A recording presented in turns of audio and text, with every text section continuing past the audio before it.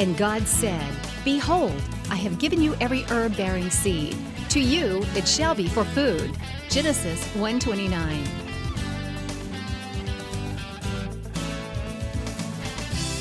Man did eat angels' food. He sent them meat to the full. Psalm 78:25. Everyday Manna with Lisa. Hi everybody, and welcome to Everyday Manna. Today I have my oldest teenager boy with me today, and they are growing up so fast and it just breaks my heart. But that's okay because they are becoming awesome young men. Hi sweetie. Mom. You're my teenager now, aren't you? Yeah. But he still likes to help me in the kitchen, and that's what we're going to do today. We are going to make a pounded thin chicken cutlet.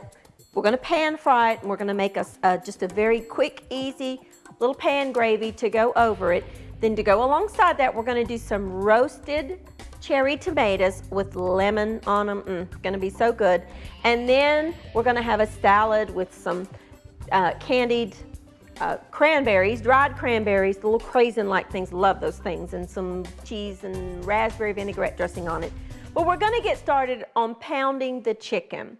Now, I've already done 2 of them. We're going to have 4 chicken breasts, and I've got this chicken breast between 2 pieces of, you're going to do it. I didn't want. You did them, yes, but we've got our chicken between 2 pieces of just saran wrap, and Austin is going to take our meat mallet, and he is going to pound this to where it's about a ½ inch thick. The reason for that is chicken breast is extremely uneven. You got one fat side and one really skinny side. So it's very important that you pound it to an even thickness so that it cooks the same way or the same time. All right, there you go. That looks good. So let's take this one out and do the next one. We've already done 2 of them. We're going to put them back on our board. Now remember, we always put our raw meat on a separate board off of your wooden cutting boards. So we're going to line these chicken breasts up. He's going to do the same thing to this one. See how much more even they are? They just really cook better that way.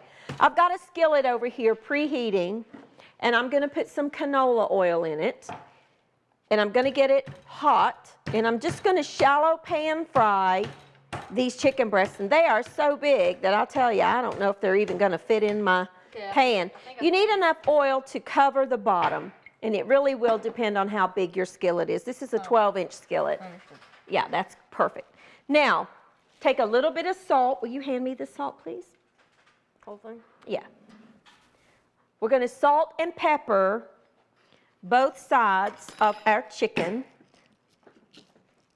Just going to leave this one over here and do him. Now let's get our pepper out.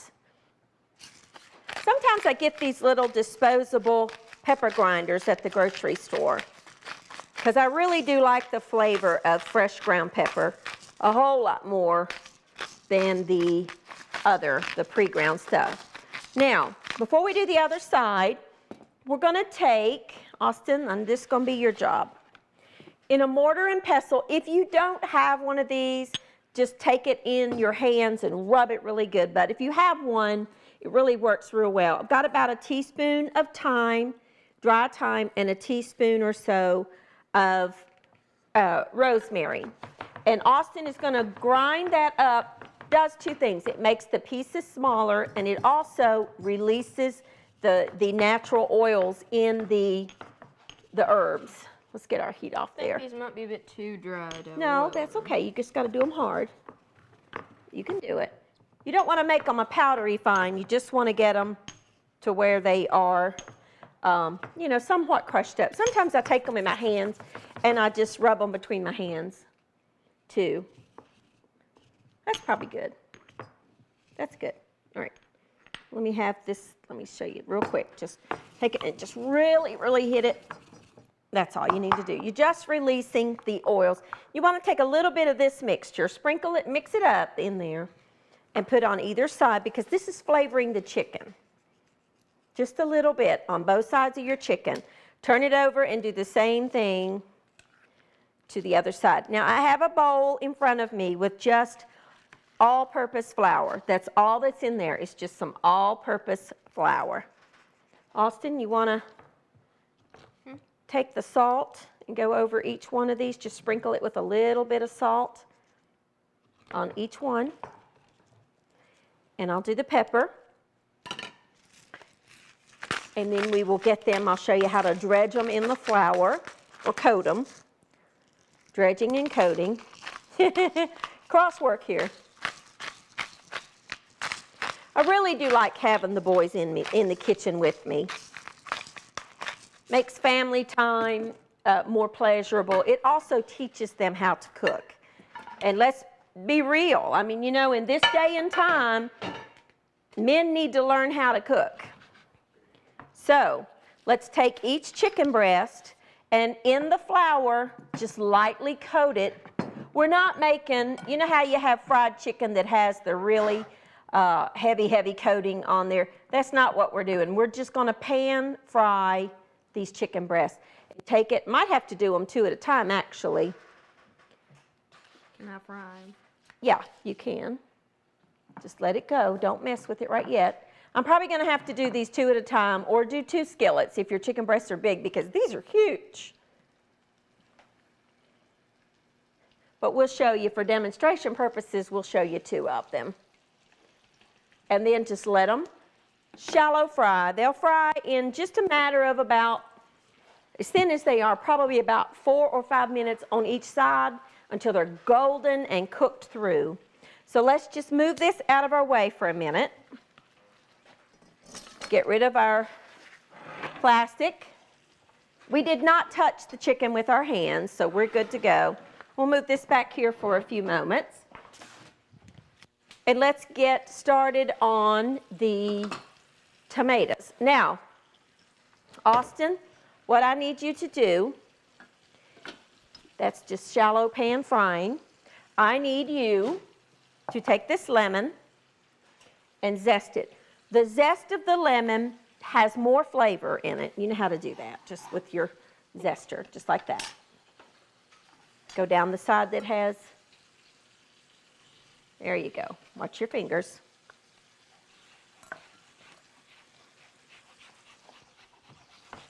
Okay, we're going to zest it, and then we're going to juice the lemon. I do roasted tomatoes many different ways. Now don't get the white part, just get the yellow. Keep turning the, there you go. Don't get all the white, just get the yellow part off. Okay, keep turning the lemon because you're getting it with each stroke. You're getting the, you don't want the white part, that's the pithy part, and it is really kind of bitter. Well, we'll have some bitter chicken. No, we're good. You didn't get too much of it, that's okay. And then we're going to cut that in half and we're going to juice it. I think that's probably good, Austin. That's good. Okay. Now, Oh, this is lemon. we're going to cut it in half. Let's add the zest to our tomatoes. This is 2 pints of just grape tomatoes. Okay? And I want you to juice it over the bowl, over my strainer. Okay. Because I want to catch the seeds. Just juice it in there. There you go. Both sides. Squeeze that lemon as you go. That gets all that juice out. I love these little wooden lemon reamers. You can catch them in many places. You find them in anywhere that sells a decent supply of cooking utensils will have these. I've tried the metal ones and I've tried the plastic ones, and I don't like them as much as I do just this plain wooden reamer. That's good. Now do the other one. Okay, that's good. Now do the other one. We're going to add salt and pepper to this. We're going to take a quick break. Austin's just going to keep juicing the lemon. When I come back, we're going to finish up the tomatoes and get them in the oven and check on our chicken. We'll be right back in just a minute.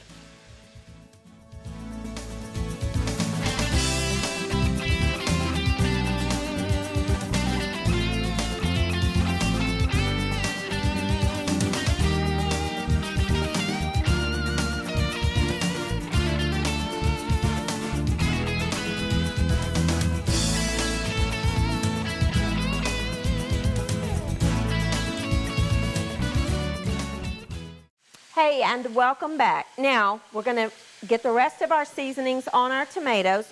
We're going to add about a teaspoon of dried thyme. You can rub it between your fingers if you want to.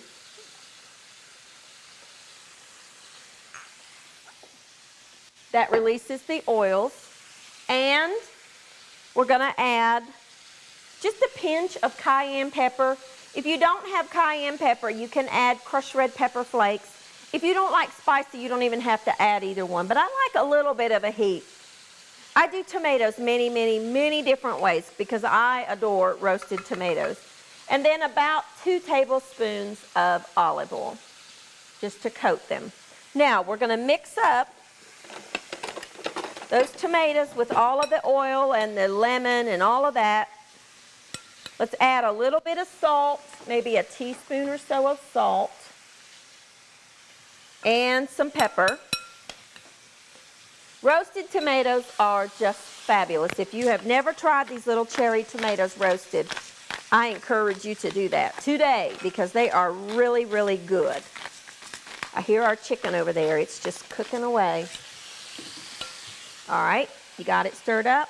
Now, I've lined my baking sheet with non-stick aluminum foil, which I do 99.9% of the time. 2 reasons. It keeps it from sticking, but it makes cleanup so much easier. What's the 1%? Sometimes I really want that, almost the sticking, burning texture in the food, but not often. Most all the time, I line them with foil. Just put it in the sink. These go into a 475-degree oven for about 10 minutes until they pop and they become slightly roasted, and they're just delicious. If you have yellow grape tomatoes, you can make a mixture, and it's really good mixed up. Now, Austin, let's check our chicken. Okay, let's check it, see if it needs to be turned. Yep, it does. Look how beautiful and golden that is. Turn it over. Be careful. That's hot oil. Those tongs, well, careful, honey, be careful. All right, there you go. That's a hot, hot pan. Sometimes these non-stick rubber-coated tongs just are not the best suited thing for the job. Now, let's get our other 2 chicken breasts coated because we can't forget them. Because really and truly, that only takes a few minutes. When that's done, what you can do is just take those 2 out and put it on a lined baking sheet or just a baking sheet or something and keep them while you cook the other 2. Or you could simply use 2 skillets. Whatever you wanted to do would work. Austin, what's your favorite thing that we cook? What do you like the best? Oh, my favorite food is your corned beef. Yeah, he does. He loves corned beef. What's your second favorite food? Hamburgers. How long have you been doing this show with me? Let's see, we started in 2007, so you were 7 years old. So almost half his life, he has been on this program with me. Wow, that makes me sad. My babies are growing up. I don't have babies anymore. But I tell them all the time, and I mean it, it doesn't matter if they're 50, they're still going to be mom's babies. It makes me happy because what makes you happy? I'm closer to getting my driver because I'm closer to getting a car. You trying to make your mother cry? Is that what you're trying to do? A little. A little? Well, we'll talk about that when the time comes. I don't know about that driving stuff. I'm going to try to get the law changed to where it's 18 before you can drive. Think I'll be successful? I hope not. It's a big deal to get your driver's license, but we got a little ways to wait. But he has. He's been on here with me since you were 7 years old. Wow. Do you know, I love to see you grow up, but boy, there's a part of me that just, you moms know what I'm talking about, and you dads. You know exactly what I'm talking about. All right, now our chicken is cooking. So I'm going to show you just a simple little salad that you can make any day of the week for your family. There's one thing that I love, and that is that pre-cleaned up, ready to go. And I do always try to buy organic greens if I can. If you can find arugula, just plain arugula, it's fabulous. There's a piece of arugula right there, so you'll know what it looks like. Sometimes it's called rocket, and sometimes they label it arugula. It's a peppery, delicious green, but I couldn't find just the plain arugula this morning, so I got a mixture of just all kinds of baby greens. To that, we're going to add, you want to sprinkle these in? Sure. These are just dried, sweetened cranberries called craisins. I love them, absolutely love them. About half a cup or so of that. Yummy. We're going to add those to it. Then we're going to take some walnuts, because really, walnuts are one of the healthiest things that you can eat. I have about half a cup of just walnut halves that I'm going to let Austin I get to do some dice the walnuts. Or you can use that. Do you want to use that, or do you want to dice them with the knife? Which do you want to do? Smash. Okay, he wants to smash them. So let me get a bag. That's a great way to use your, put them in a baggie. It didn't touch raw chicken, so we're good to go. Make sure that you squeeze some of the air out, though, or it'll pop the bag. Can we And pop then it? take your meat mallet and smash them up, or you can chop them with a knife. Okay, don't do them too fine. Get that one right there. Then you just pierce the bag. Well, that's okay. Here, just get these two right here. All right, that's good. Now pour those in the salad. And then I like blue cheese crumbles. You could use gorgonzola cheese, or you could use blue cheese, either one you wanted. I'm choosing blue cheese today. Let's check our chicken.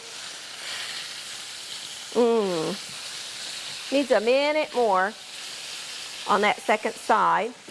And then to go in our salad, put those blue cheese crumbles in there. You could use gorgonzola, like I said, but I love blue cheese in there, or feta. You could use feta cheese, either one would be perfectly good. I have 2 Bosc pears. I washed them.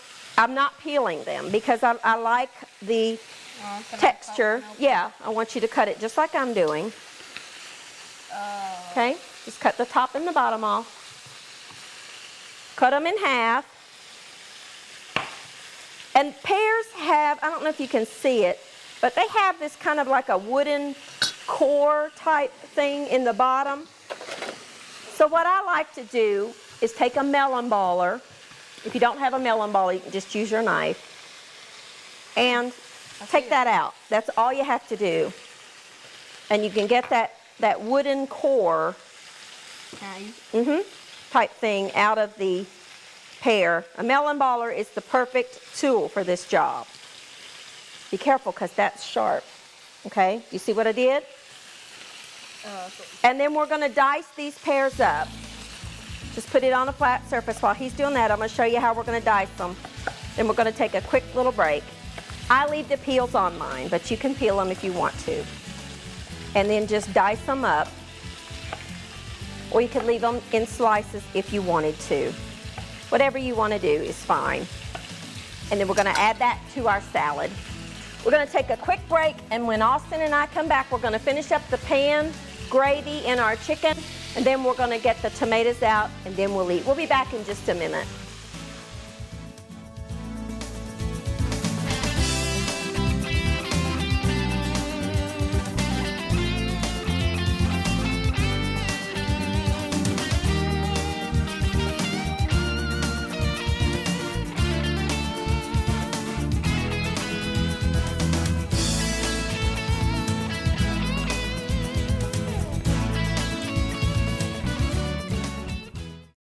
All right, thank you for coming back and finishing up this program with us. We had to move to a bigger salad bowl. We ran out of room. So we put it in a big salad bowl. And here you go, here's your tossed salad.